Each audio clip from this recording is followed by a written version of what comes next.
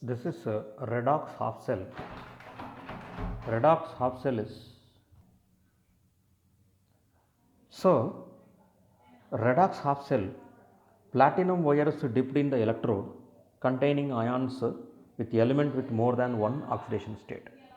That is redox electrode. But here note, the metal is the same.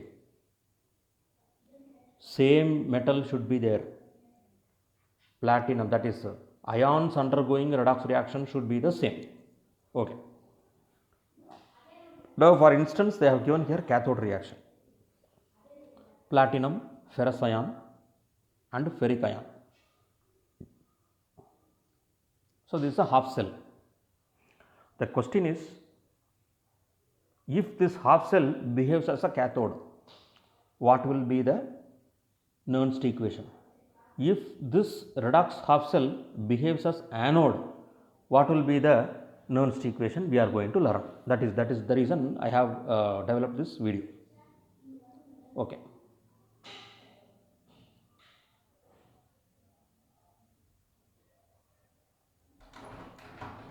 Now,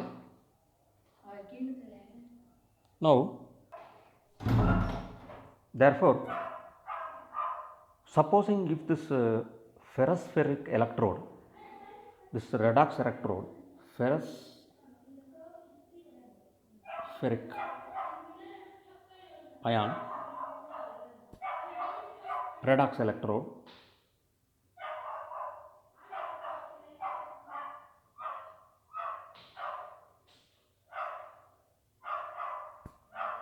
behaves as a cathode half cell.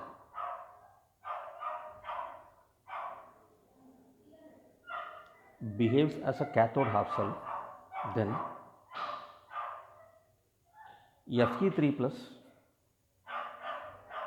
plus electron will give Fe2 plus.